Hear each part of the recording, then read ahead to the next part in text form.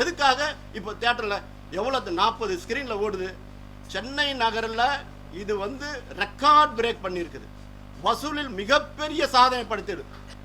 மலேசியாவில் அதான் அண்ணே உள்ள நுழைய முடியலன்னு மாலிக் வந்து சொல்கிறாரு. அண்ணே உள்ள நுழைய முடியல, 2 படத்தையும் ஒரே படத்தில் எடுத்துட்டேன்ன்றார். எல்லா தேட்டரும் ஹவுஸ்ஃபுல் ரொம்புது. என்னன்னா இப்போ 120 ரூபா 80 ரூபா கொடுத்து ஜனங்க படம் பார்க்க ஆரம்பிச்சிட்டாங்க. சாதாரண வெற்றி இல்லை. மதுரையில் கேட்டால் 4.5 கோடி தாண்டிச்சு 3 நாள்ன்றாங்க. திருச்சியில் கேட்டால் 4.25 கோடி வந்துடுச்சுன்றாங்க. கோயம்புத்தூரில் கேட்டால் 6 கோடி தொட்டிச்சுன்றாங்க.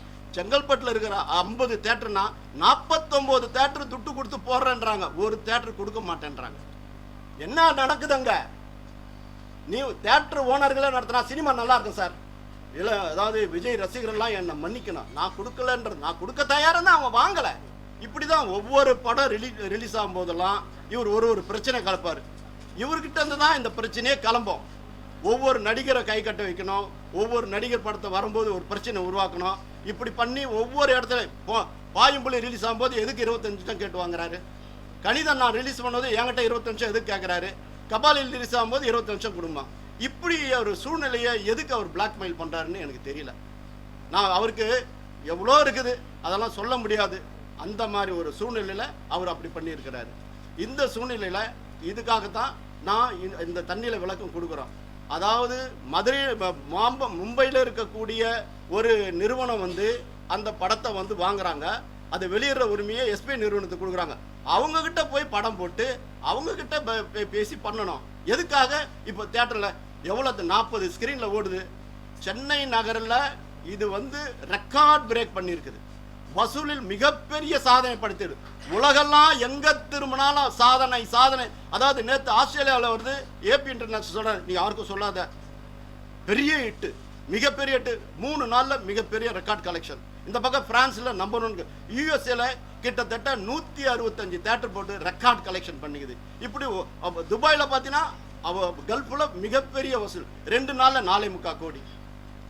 மலேசியாவில் அதான் அண்ணே உள்ள நுழைய முடியலன்னு மாலிக் வந்து சொல்கிறாரு. அண்ணே உள்ள நுழைய முடியல, 2 படத்தையும் ஒரே படத்தில் எடுத்துட்டேன்ன்றார். இப்படி எங்கே பார்த்தாலும் விநியோகத்தில் திரையரங்கம் சந்தோஷப்பட்டு இருக்கும்போது செங்கல்பட்டில் இருக்கக்கூடிய ஏஜி காம்ப்ளெக்ஸில் போகுது, மாயாஜாலில் போகுது, திருவள்ளூர் மீராவில் போகுது, பொன்னேரி வெற்றிவேல் முருகனில் போகுது, விருகம்பாக்கம் ஐநாக்ஸில் போகுது, இந்த பக்கம் சாலிகிராம் எஸ்எஸ்ஆர் பங்கஜத்தில் போகுது, இந்த பக்கம் திருவான்மீரில் தியாகராஜா போகுது, அடையாறில் கணபதிராம் போகுது. இப்படி எல்லா தேட்டரும் செங்கல்பட்டில் நிறைய போட்டுன்னு தான் இருக்காங்க. எல்லா தேட்டரும் ஹவுஸ்ஃபுல் ரொம்புது. என்னன்னா இப்போ 120 ரூபா 80 ரூபா கொடுத்து ஜனங்க படம் பார்க்க ஆரம்பிச்சிட்டாங்க.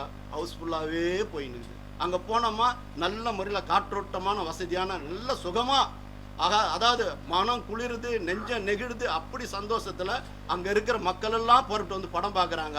ஆக எங்களுக்கு இழப்புன்னு நினச்சவங்க இன்னைக்கு வந்து எண்ணி பார்க்க வேண்டிய சூழ்நிலைக்கு தள்ளப்பட்டிருக்காங்க.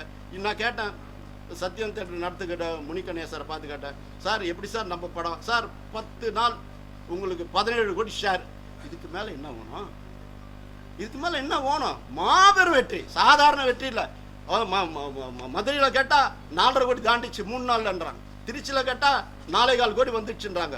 கோயம்புத்தூரில் கேட்டால் 6 கோடி தொட்டிச்சுன்றாங்க. இப்போ வாரக்கணக்கில் வரத்துக்குள்ள நாட்கணக்கில் அள்ளி கொடுக்குறாங்க.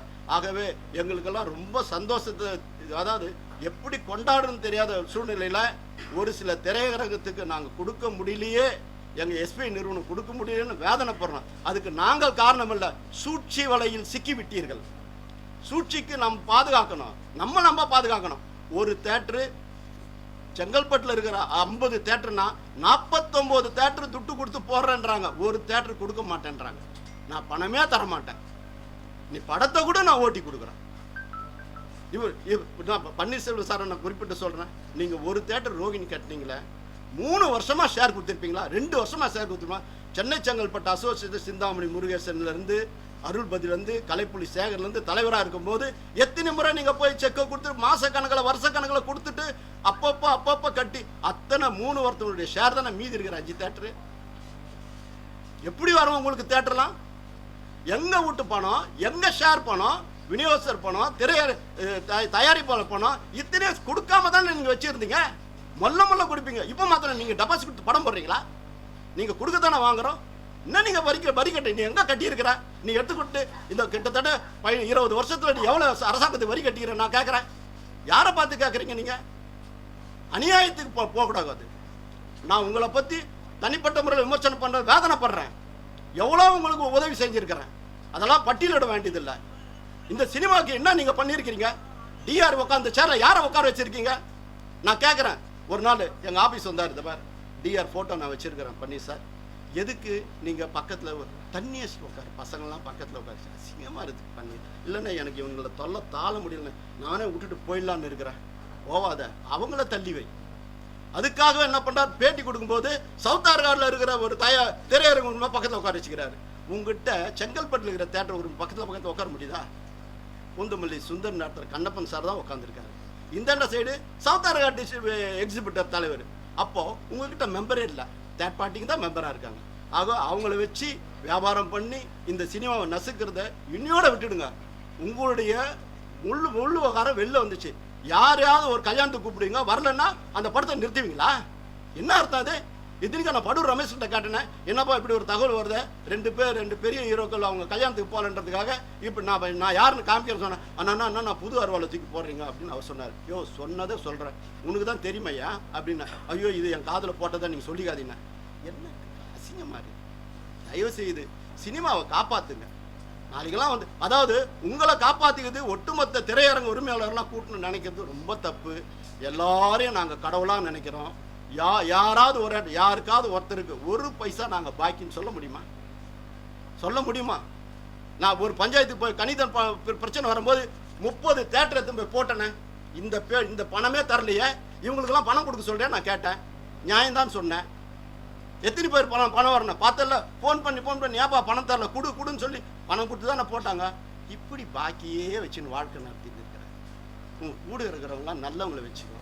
திரையரங்கு சிஃபார்ம் லைசன்ஸ் ஹோல்டர் வச்சு சங்கத்தை நடத்துங்க. நாடு நல்லா இருக்கும், நாம நல்லா இருக்கும், எல்லாருக்கும் சந்தோஷம் கொடுப்போம். எப்போ பார்த்தாலும் ஒரு படம் ரிலீஸ் ஆனால் பிரச்சனை எங்கே இருந்தாலும் பன்னீர்செல்வங்கிட்ட தான் வரும்.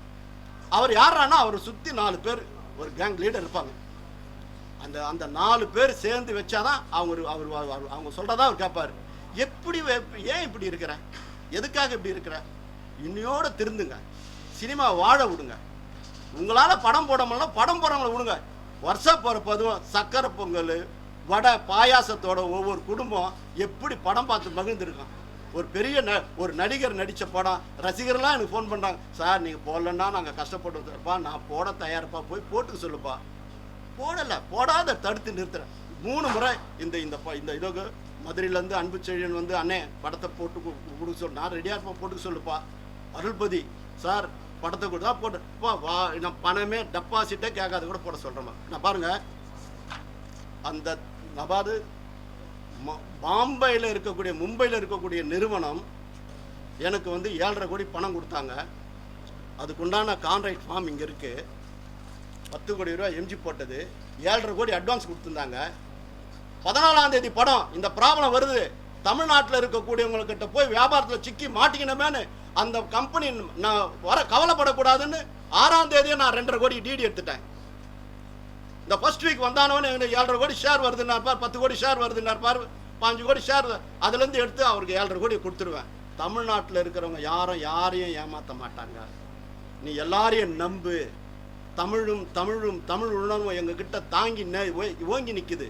அவர் மெசேஜ் கொடுத்துக்கிறாரு, I believe you, I won't take DD, after 60th day I am coming and collect the டிடின்னு இங்கிலீஷில் சொன்னேன். எனக்கு இங்கிலீஷ் தெரியாது வச்சுக்கோ. இந்த பார் DD, original DD, xerox DD இல்லை. 6ஆம் தேதி எடுத்திருக்கிறேன். இப்படி ஒரு 10 கோடி ரூபாய் வரக்கூடிய வியாபாரத்தை முடக்கி என்ன நீ நியாயம் கற்பிக்க போற? நம்மளாம் புள்ள குட்டியை தானே வச்சிருக்கிறோம். நம்ம வாழும் காலத்தில் 4 பேரை வாழ்வித்து சந்தோஷப்படும் நினைக்க வேணாவா? நீ வருஷம் பொறுப்பதும் ஒவ்வொரு தியேட்டரையும் மூடினியா? நீ என்ன நியாயம்? 8 பேர் 7 பேர் 4 பேர் பழைய படத்தை பார்த்துன்னு இருக்காங்க. ஸ்டாலில் என்ன வியாபாரம் இருக்கும்? ஒவ்வொரு குடும்பம் எவ்வளோ சந்தோஷப்பட்டிருக்கோம். ஏன் இப்படி பண்ற? எதுக்காக இப்படி பண்ற? இன்னும் சினிமா உனக்கு இப்படி கஷ்டப்படுத்துற? ஆனால் எல்லாத்தையும் வாட்ச் பண்ணி இருக்கிறாங்க கடவுள், அரசாங்கம். காலம் வரும், அதற்குரிய வழி கிடைக்கும்.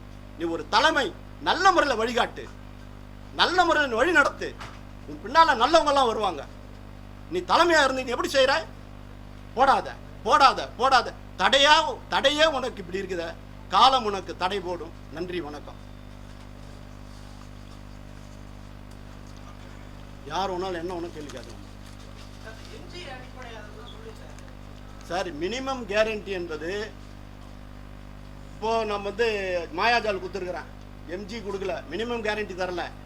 அவங்களுக்கு அப்படியே படத்தை கொடுப்பேன், படத்தை போட்டு ஒழுங்காக கணக்கு தருவாங்க. ஏஜிஎஸ் போட்டிருக்கிறேன், சத்யம் தேட்டர் போட்டிருக்கிறேன், S2 திருவான்மியூர் தியாகராஜா போட்டிருக்கிறேன், இந்த பக்கம் ஐநாக்ஸ் போட்டிருக்கிறேன். இங்கெல்லாம் தப்பே நடக்காது தம்பி. கரெக்டாக போட்ட பணம் பொக்காமல் வரும், ஒழுங்காக கணக்கு வரும். சில தேட்டர்களில் சில சங்கேதங்கள் நடக்கும். அவங்களுக்கு மட்டும்தான் எப்பா இந்த ஊரில் இவ்வளோ பேர் பார்ப்பாங்க, எங்களுக்கு இவ்வளோ ஒரு ஒரு ஒரு 50 லட்சம் 10 லட்சம் வசூலாகும், எனக்கு ஒரு 3 லட்சம் எம்ஜி கொடு. வசூலில் 30% 40% தான் கேட்போம், ஏன்னா இதாவது வரட்டும்னு. அது தரமாட்டேன், அட்வான்ஸும் தரமாட்டேன், நீ படத்தை கொடு, நான் 100 கோடி 150 கோடி படம் எடுத்து இவர்கிட்ட கொடுக்கணும். இவர் போட்டுட்டு எங்களுக்கு பிச்சை போடுவார். என்னையா நியாயம்? அதுக்கு தான் தற்காப்புக்காக நாங்கள் போகிறது, வேற ஒன்றும் இல்லை. நாங்கள் கொலகாரனுங்கள்ல நாங்கள் எல்லாரையும் வாழ வைக்கிறவங்க. இது இப்போ போட்டிருக்கிறோமே, ஏதாவது பிரச்சனை இதாக பாருங்க, கரெக்டாக பாருங்க, ஃபர்ஸ்ட் டிவிஷன் லட்டு மாதிரி செக் வரும். அவங்களுக்கு கொடுக்குறிய, நீயே எங்களுக்கு கொடுக்க மாட்டேன்ட்டு ஒருத்தர் கேட்குறாரு. ஐயா, அவர் தேட்டருக்கு எப்படி கட்டிக்கிறார் பாரு. அவர் நான் கேட்குற டிக்கெட்டு 10 ரூபா தான் விற்கிறேன், ஏன் 10 ரூபாய்க்கு வாட்டர் பாட்டில் ஏன் 12 ரூபாய்க்கு விற்கல, ஏன் 30க்கு விற்கிறேன்? டிக்கெட்டு மாட்டினா நீ 10 ரூபாய்க்கு விற்கணும், 30 ரூபாய்க்கு விற்கணும். ஆனால் அங்கே விற்கிற பொருள் மாத்திரம் நீ 100 மடங்கு 200 மடங்கு சேர்த்து விற்கணும். எதுலேயும் ஒரு நியாயம் இருக்கணும். நல்லவை தேய அறம் பெருகுன்னுவாங்க, நல்லவை நாடி இனிய சொல்லிட்டாங்க. நல்லதை செய்யுங்க, நன்மை வரட்டும். இந்த இனி வரும் காலமாவது அதாவது நல்ல தலைமையை தேர்ந்தெடுக்குமாறு அனைவரே தாழ்படித்து கேட்டுக்கிறேன். நல்ல தலைமை தான். எதுக்காக இவ்வளோ பெரிய, எதுக்கு நான் வந்து விநியோகஸ்தராக இருந்து எதுக்கு நான் வந்து டிஆருக்கு செலவு வச்சேன்? திரையரங்க உரிமையாளர் தானே, அவர் ஏன் வச்சேன்? அவர் வழிகாட்டுதல் நாங்கள் நடக்கிறோம். அவர் சேர்ல உட்காந்து எப்படி நீ பண்ற படத்தை நிறுத்துன்றிய, அவரை நோக்கி எத்தனை பேர் சொல்லம்பு வீசியிருப்பாங்க, சிரிச்சினே சொல்லுவார். அதுக்கு என்ன செஞ்சுட்டா போச்சுன்னு. அதனால தான் புன்னகை மின்னலிடும் எதிர்பாரை பூவிலங்கு போட்டிடும் டிஆர் ஒரு டாக்டர். என்ன எதுக்காக சொன்னேன்? அவர் இடத்துல உட்காந்து எப்படி யார உட்கார வச்சிருக்க? தேட்டர் ஓனரை, சீஃபார்ம் உள்ளவங்களை மாத்திரவை, போண்டா பஜ்ஜி ஸ்டாலு இதெல்லாம் வேணாங்க சார், ப்ளீஸ் தயவுசெய்து வேணாம். சினிமாவை காப்பாற்றுங்க தம்பி. நான் ஒன்று சொல்கிறேன், இந்த படத்தை பேப்பரில் விளம்பரம் பார்த்துருப்பீங்க, ஆரம்பத்துலேருந்து சொல்லியிருந்தேன். இந்த படத்தை மும்பை நிறுவனம் விற்றுட்டேன், அவங்க எஸ்பி நிறுவனம் கொடுத்துருக்காங்க. நான் சொல்ல வேண்டிய அவசியமே இல்லை உங்கள் கேள்விக்கு. நான் கேட்குறேன், அம்பத்தூரில் ராக்கி தேட்டரு 5 தேட்டர் இருக்குது, முருகன் தேட்டரு 3 தேட்டர் இருக்குது, 8 தேட்டருக்கு அப்படியே கட்டாமல் 10 லட்சம் தானேப்பா வரும், 80 லட்சம். நீ 1 கோடி ஒருத்தர் கேட்குறான்னு வச்சு நீ எவ்வளோ கொடுத்துட போற? யாருக்கு கொடுத்துருக்குற? நீ யாருக்கு கொடுத்த? பணமே கொடுக்குறது இல்லையா? அப்புறம் எதுக்கு இந்த பேச்சு வரும்போது? பொய், அது இட்டுக்கட்டு சொல்லப்பட்ட பொய். உன்னுடைய மோட்டிவ் எந்தெந்த நடிகர்ல யார் யார் நம்மளை வந்து கௌரவிக்கலையோ அதை பழி வாங்குறதுக்கு தான் உனக்கு பழி வாங்குறா. நீ 8 தேட்டர் இருக்குது அம்பத்தூர்ல, 8 தேட்டருக்கு இப்போ 10 லட்சம் வச்சா கூட ஒரு தேட்டருக்கு 1 லட்சம் தானே வரும். 20 லட்சம் குத்தினா ஒரு தேட்டருக்கு 1.5 லட்சம் தானே வரும். ஏன் நீ கொடுக்க மாட்டேன்ற? ஒரு தேட்டருக்கு 1.5 லட்சம் கொடுக்க கூடாதா? உன்னுடைய கலெக்ஷன் நின்னா எவ்வளோ ஜனம் வரும்? உன் வசூலில் எடுத்து போடணுமா? நீ கட்டின வரியை போடணுமா? யாருக்கும் நான் கெடுதி நினைக்க மாட்டேன், யாரையும் நான் கெட்டழுன்னு நினைக்க மாட்டேன். சினிமாவை நேசிக்கக்கூடியவன், சினிமாவை வாழ வைக்கணும்னு நினைக்கிறேன். சினிமா நல்லா இருக்கணும். யார் சொன்னது? எஸ்பி சினிமா சொன்னாங்களா 1.5 கோடி கொடு 1 கோடி? பொய். ஏன்னா மொத்த உருவமே பொய் தானப்பா. நீ ஒழுங்கா தேட்டர் நடித்து ஒழுங்கா ஷேர் கொடுத்துருந்தா பரவாயில்ல. எங்க நீ ஷேர் கொடுத்துருக்குற? 3 வருஷமா கட்டலையே. மீனான் சேத்தரில் போய் ஃபைல் எடுத்து பாரு, பழைய காலத்து ஃபைல. நீ எவ்வளோ போஸ்ட் டேட் போட்டு செக் கொடுத்து சங்க தியேட்டரை நடத்துறது தெரியாதா எங்களுக்கு? அன்னைக்கெல்லாம் டிஆர் இருந்தாரு, உன்னை எத்தனை தடவை அவர் காப்பாற்றிருப்பாரு. அந்த இடத்துல நீ உட்காந்து இந்த மாதிரி சினிமா போட்டு மெதிக்கிறதா? எங்க பார்த்தாலும் உண்ணாவிரதம் எனக்கு லாஸ் ஆகி போச்சு, இந்த வீடு முட்டுறது அந்த வீடு கிடையாது. இனிமேல் பட்டு நான் தான் அந்த படம் நல்ல முறையில் ஒரு நல்ல விடிவு காமிச்சது. இப்போ அந்த தேட்டருக்கெல்லாம் அதாவது இவரால் கும்மி அடிக்கப்பட்ட சில தேட்டர்கள், எல்லா தேட்டரையும் நான் சொல்ல, அருமையான தேட்டர்லாம் இருக்குது, அருமையான முதலாளி மாதிரிலாம் இருக்கா, புழுங்குறாங்க. எனக்கு ஃபோன் பண்ணி வருத்தப்படுறாங்க, என்னதானு சரியாத்தனமா மாட்டிக்கணுமே தானு, என்னதானு வந்துட்டா அவன் எல்லா படத்தையும் போட, இந்த தேட்டர்லாம் போட. ஒரு குரூப்பிசம், ஒரு 20 தேட்டர் கையில் வச்சுக்குது, அந்த தேட்டர் கொடுக்காத, அப்போதான் இந்த தேட்டர் போடுவோம். என்ன பண்ணுவான்? அதை மீறி உடைச்சது நம்ம தானே. இது எப்படி வராது? வாவு சிதம்பரம் பிள்ளை தான் சொத்தெல்லாம் விற்று நாட்டு மக்களுக்காக சுதேசி கப்பலை விட்டாரு. அலகாபாத்தில் இருக்கிற பங்களாலாம் தூக்கி கொடுத்தாரு. அப்படிப்பட்ட ஒரு முன்னோர்கள் வாழ்ந்ததில் நம்ம கையில் இருக்குது 10 கோடி போனால் கூட பரவாயில்ல, வருங்கால சினிமாவது காப்பாற்றப்படட்டும். அதை மீறி வந்தான் ஞானவேல் ராஜா. அண்ணே என் 2 படத்தையும் நீங்கள் அனௌன்ஸ் பண்ணுங்கண்ணா. வேணாம் தம்பி, போன வாரம் கேட்டேன், நீ வேணாம், நீ பாதிக்கப்படுவேன். பாதிப்பு எனக்கு வரட்டும், ஆனால் உன்னை நான் காக்கிறேன், நீ படத்தை போடு, யாருக்கும் போட மாட்டேன்னா சொல்லாத. தடை செய்வதற்கு நாம் அல்ல, கடவுள் இருக்கிறான். யாருக்கு யார் தடை வெடிப்பான்? கடவுள் இருப்பான். அரசாங்கம் பார்த்துன்னு தான் இருக்கும். அது சரியான நேரத்தில் சரியான காலகட்டத்தில் முடிவெடுக்கும். ஆக இந்த நேரத்தில் இந்த பிரச்சனையை நீ உருவாக்குறது ரொம்ப தப்பு. கிட்டத்தட்ட ஒரு 40-50 தியேட்டர் போடலைன்ற வருத்தம் எனக்கு இருக்குது. ஆனால் அதுக்கு சூழ்ச்சி நீ. ஏன் இப்போ 10 நாளைக்கு முன்னாடி எதுக்கு நீ கூப்பிட்ற? தெரி போடுறவங்களாம் என்கிட்ட வாங்க, எதுக்கு நீ கூப்பிட்ற? ஃப்ரீடம் கொடுங்கள, சுதந்திரமா விட, ஜனநாயக நாடு தானே இது. எதுக்கு நீ வந்து ஒரு மாஃபியா கே மாதிரி வச்சுன்னு பண்ணின்னு இருக்க? தப்பு இல்லையா அது?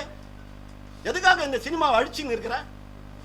உன்னை மன்றாடி காலில் விழுந்து கேட்டுக்கிற, தயவு செய்து நீ ஒதுங்கு. அபிராமி ராமநாதன் செட்டியார் மாதிரி ஆளை உட்கார வை. அவர்லாம் அழகா நடத்துவார், பிரமாதமா நடத்துவார்.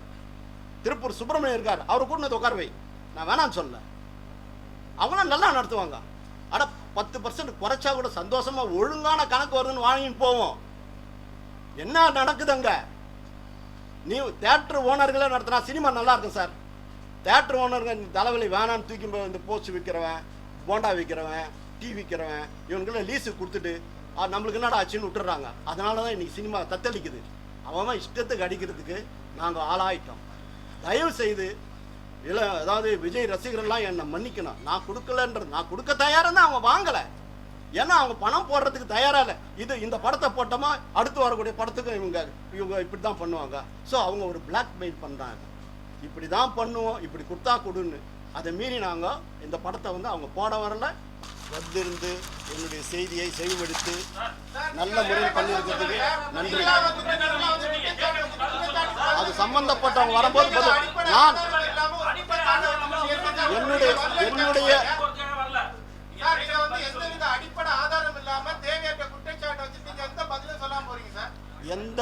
நான் வந்து ஒரு தனியார் தொலைக்காட்சின்னு சொன்னேன். எங்க அப்பா நான் மாட்டல காலம் பதில் சொல்லும்.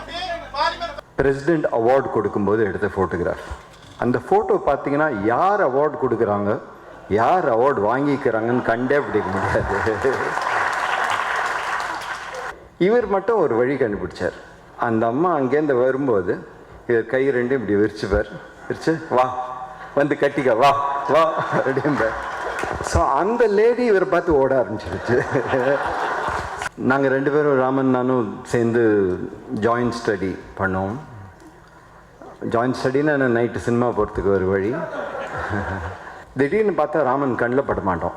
பின்னாடி திரும்பி சைக்கிளில் கையில் தூக்கிட்டு இந்த மேடு பள்ளத்தை எல்லாம் தாண்டி ஓடிட்டுருப்பான். திரும்பி இந்த சைடு பார்த்தானா அங்கே வந்து இந்த பிளாக் ஹெரல்டில் எஸ்பியும் சாந்தாமாவும் உட்காந்துட்ருப்பாங்க காரு கூட அதே தேட்டருக்கு. ஸோ இவரை பார்த்து நானும் பைக் எடுத்து திருப்பி ஓடிடும்.